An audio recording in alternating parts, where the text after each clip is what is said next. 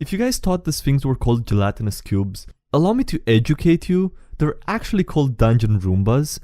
Hey, what's up everybody, Scuba Diving Gear here, welcome to another DnDMemes video. Before jumping into this, I want to tell you that I left a community post with a question for the next I Asked You video.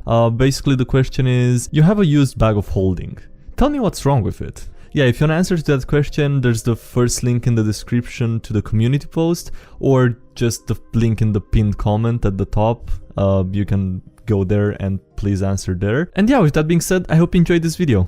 Big mood. Me.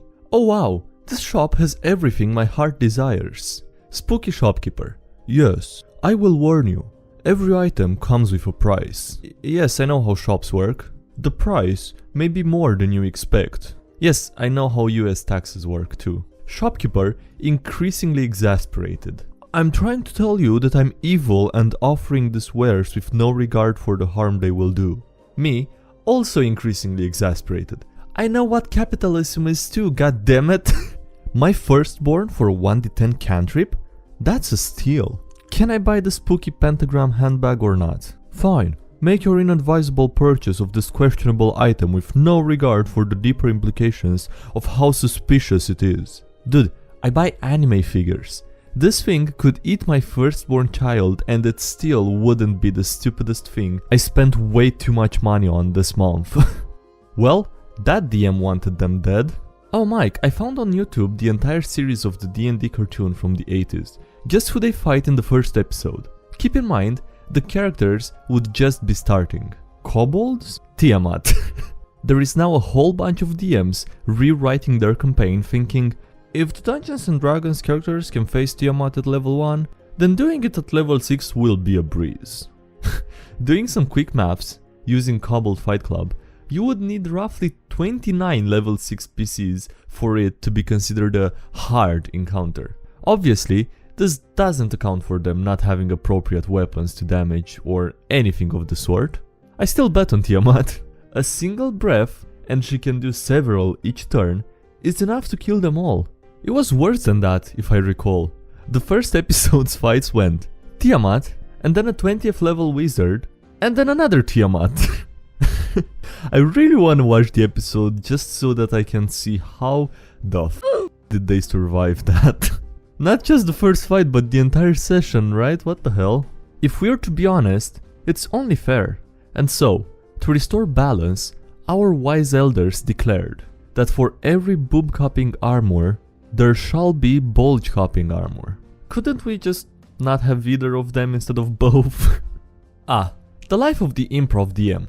Players. Wait, what if the mayor was actually evil this whole time and he murdered his own wife to deal a pact with the Orcus? DM furiously writing all of this down and scrapping his old big bad evil guy while trying to hide it with a smug smile. So, you finally figured it out. Hashtag DnD. Screw scraping the old big bad evil guy, the mayor is now a puppet in a larger game as well, played by the original big bad evil guy. You fool! Big bad evil guy is being puppeted by the mayor. You're the fool. The mayor and the big bad evil guy think they are puppeting each other, but there is actually an even bigger big bad evil guy puppeting both of them. Amateur mistake. They are actually dating. If you only kill one of them, the other will become vengeful enough to turn into a revenant when you kill them, making them way more powerful and forcing the players to find a legendary artifact like the Ring of the Wishes to stop the super big bad evil revenant. I hope you guys are writing this down because this is some golden improvisation advice. Princess Bride is a goldmine. Natural 20 intimidation. Give us the gate key. I have no gate key. Physic? Tear his arms off. Oh, you mean this gate key? I've always loved that escalation. They don't second guess him. They don't imply that they know he's lying. They just tell him he's going to get his arms torn off. 0 to 100 instantaneously. Before D&D. Why is my cat swiping at me when I stop petting him? After D&D. I left melee range, so of course he gets an attack of opportunity. Before D&D. I don't understand why none of my friends trust me. After D&D. Disregard my previous statement. If you guys thought these things were called gelatinous cubes, allow me to educate you, they're actually called dungeon Roombas. Player. I want to check if the mixture is right. DM. Okay, what do you mean, right? When you get hired to assassinate the king. But it's your first day on the job. What the f? Plot twist. This was the plan so that the knights can't immediately trace back your connection to the one who hired you. DC 12 wisdom check to enjoy this meme. Rolling a 12e... 12e? What? Rolling a 20 on stealth. Rolling a 1 on stealth. Accurate. Wholesome dragons.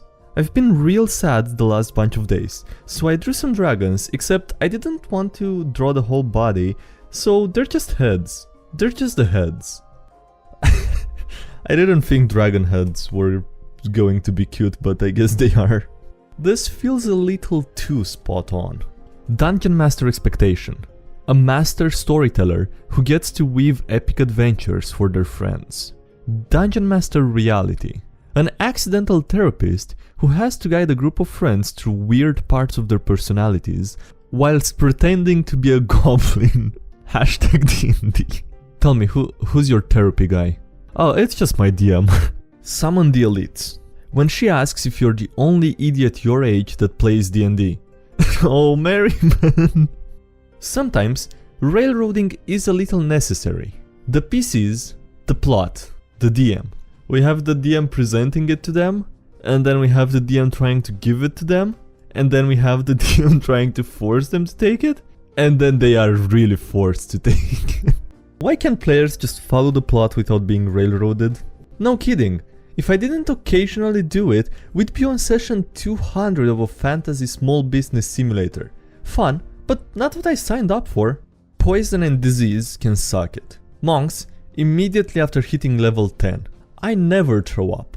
I tell my stomach to deal with it. My body is terrified of me. Monks, Jesus Christ. Monk at level 13. Everyone understands me. The language of fear is universal. Since alcohol is a poison, level 10 plus drunken master monks can't get drunk. Well, isn't that ironic? Good roleplay. My party is a bard, paladin, sorcerer, and rogue. They are at an inn for the night. A knock at the paladin's door at high moon. Instead of getting up to answer it, he yells. If it is missing, room 3. If it's on fire, room 1. If it's about your woman, room 4. He did it straight-faced. We all had a great laugh. The most fun way to play a paladin for all involved. The exasperated older brother of the party. Hallelujah. DM. The army marches towards your keep. Wizard. They've reached the marsh. It is time. Cleric. I cast control weather. DM. The armored soldiers slip clumsily in the fresh mud. Bard. Methinks a celebratory tune? Wizard. Sure. Bard. It's raining men! Now the title makes sense. DM. They make camp as it begins to rain 30 minutes later and set up siege equipment to attack tomorrow morning. Control weather takes forever to do anything. It's kinda painful. Someone. What did you do all year? Me. Well, YouTube, games, Roll20, and you know. And that's all I did. We've all done it. Buttering up the DM. Are you just trying to get me to talk about my campaign world? Because if you are, I will gladly do so. Goblins can love too. Players. Alright, let's loot the goblins. DM. You find a picture of a goblin and his family. It looks like they were celebrating his kid's first birthday in the picture. Players. Oh shh. DM. Yeah, these guys had families. You guys are the here. If they didn't want to be slaughtered, they should have been home with their families and not a mild inconvenience. Damn, you're a psychopath. I love it. Some fun world building. A desperate cleric slamming every healing spell so hard to bring someone back to life, the ground is forced to grow plants and flowers around the body. Decades later, guarded by a forest of roses and thorns, lies a corpse refusing to rot. I don't like this version of Snow White. I love it. Desperately hoping this isn't a repost. When I was in high school, my AP English teacher told us we weren't allowed to eat in class, so I took that as a personal challenge to see what the most ridiculous thing I could eat in class without getting caught was. So I started bringing soup to class. What the Okay. And as soon as I'd cracked the lid of my thermos the tiniest bit, this football player that sat like 3 rows in front of me would be going, "I smell meat, someone has soup." And no one ever believed him. Football player has a +2 to perception and a -2 to charisma. The only valid response. Ellie, what the Who does this? Who eats soup just to personally challenge the teacher? Stereotypes aren't always accurate. I don't really have any strong opinions on anything. Anybody who plays D&D is a basement-dwelling loser. Well, I'll just take my gun out. No, my mom's house doesn't have a basement. Okay, I'm gonna assume he lives in the attic then. It's either the basement or the attic, right? If there's no basement in the house, it has to be the attic. Alright, comment review, let's go. One of my current characters is a cleric, quote-unquote, whose god, quote-unquote, unbeknownst to the party, is an eldritch horror. I don't think that's how you spell eldritch. Anyway, my DM and I have a list of what my character thinks she's casting and what she's actually casting. My DM has given multiple hints that my character is not who the others thinks she is. And yet no one has caught on. To the person in the comment review with a similar idea, I can't recommend it enough. Well, would you look at that? You're the person in the comment review now. It's physical damage, not immunity. That's a Hero Academia reference right there. Weebs, man.